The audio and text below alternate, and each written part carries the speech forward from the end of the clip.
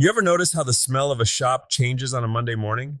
It's like the ghosts of all the projects you messed up over the weekend are finally settling back into the sawdust. Speak for yourself, Tiger. My weekend projects actually stayed in one piece, but I can smell the ambition. It's Monday, July 13th, and we have a lot to move through. You look like you've been scouring the classifieds again. Worse, I've been looking at the industrial auctions. There's a massive one coming up July 16th. Maynard's is liquidating a bunch of Mala thermal equipment. Every time I see these listings, I start measuring my floor space like a man who thinks he can fit a semi-truck in a coat closet. Tiger, no, we talked about this. You don't need a three-axis CNC just to make birdhouses. It's not about the birdhouses, Alex. It's about the potential. But for the folks out there actually running a high-volume fab shop, this is the real deal. If you need industrial-grade gear without the buying a small island price tag, that's where you go. Though, if anyone is looking for something a bit more surgical for their shop, I'm looking at this Palmgren pneumatic tapping arm. A tapping arm? Isn't that just a fancy way of saying I'm too tired to turn a wrench? Listen, after you've spent 4 hours hand tapping holes in quarter-inch steel only to have the tap snap off right at the finish line, leaving you with a permanent hardened steel middle finger stuck in your workpiece, you start to appreciate mechanics. That Palmgren arm keeps the tap perfectly vertical and takes the torque off your wrists. It's the difference between a clean thread and a pile of scrap metal and regret. Fair enough. I'll allow the fancy arm. But speaking of precision, I saw that Horn USA is doing something interesting with their Green Line program. They're automating custom tool inserts?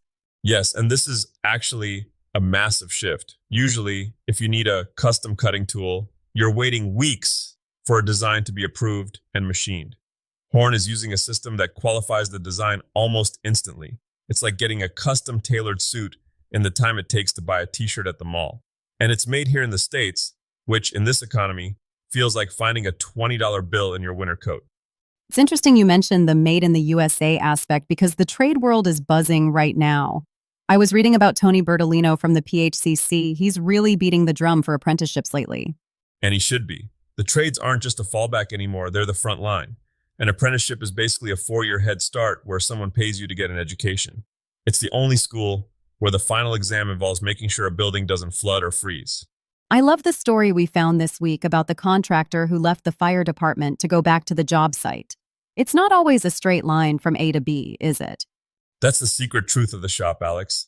Your skills are like a bicycle in the garage. They might get a little dusty, but the second you hop back on, your legs remember exactly what to do. He stepped away for 5 years, came back, and found that the grind felt more like a homecoming. It's about that foundation. If you understand the flow of the work, you can always find your way back to the tools. Is that why you're always trying to mentor the neighbor's kid? So you can solidify your own ego? Hey now, teaching someone else how to sweat a copper joint is the only way to realize how many bad habits you've picked up over 30 years. It forces you to be honest with the process. If you're a mid-career pro and you aren't passing it down, you're just a library with the doors locked. Let's pivot to the maker mogul side of things. Everyone wants to sell their work, but the market in 2026 is looking a little different than the build it, and they will come days of the early 2000s. The gold rush on basic coffee tables is over. If you want to actually pay your mortgage with your hands, you have to sell the why and the how along with the what. Curated subscription boxes and digital build plans are where the smart money is moving. People don't just want a bowl, they want the story of the tree it came from, or the instructions to try and fail at making it themselves. And the tech side is getting more local. You were talking about visual search and SEO earlier. It's wild. People are literally pointing their phones at things and saying, find me a maker near me who does this. If your photos aren't high res and you haven't tagged your shop as handmade in your specific city, you're invisible.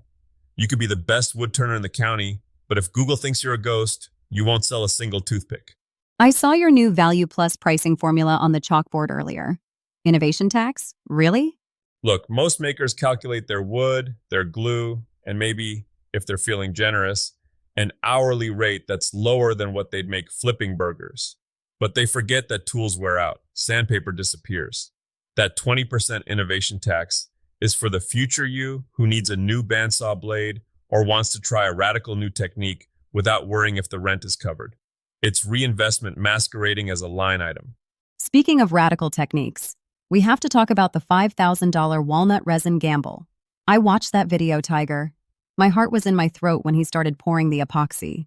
My palms were sweating just watching it. That's a lot of money to pour into what could easily become a giant, purple-tinted hockey puck if you aren't careful.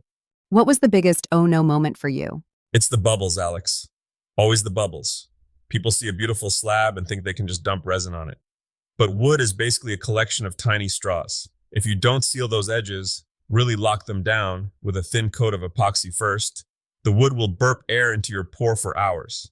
By the time you wake up, your $5,000 table looks like a carbonated soda. So, seal first, gamble later. Exactly. And when it comes to finishing walnut, please leave the heavy stains in the cabinet. There's a piece on the Maker channel right now about hard wax oils. It's what I use for everything. It brings out that deep, smoky chocolate color without making the wood look like it's been dipped in plastic. Plus, when someone inevitably scratches the table, you can just buff a little more oil in. It's a living finish.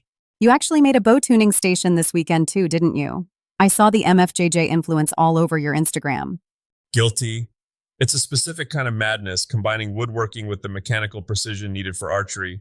It's like building a surgical table for a Robin Hood obsession. But that's the beauty of this life. One day you're plumbing a sink, the next you're tuning a compound bow.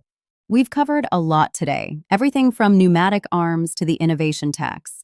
If you had to boil today's shop talk down to one takeaway for the people listening while they're driving to the job site, what is it? I'd say, don't be afraid of the re-entry, whether you're returning to a trade after years away, or you're trying a resin pour for the third time because the first two ended up in the trash. The shop is a forgiving place if you respect the process. Your hands remember more than your head gives them credit for. Just keep the sawdust flying, and don't forget to seal your edges. Well said. And maybe don't buy that industrial CNC mill until you've cleared out the garage. I'll think about it, maybe. Thanks for hanging out with us in the Tiger Den. If you want to dive deeper, check our learning paths on the website. We've got everything from trade careers to the maker mogul business guides. Stay gritty, stay creative. We'll see you at the bench.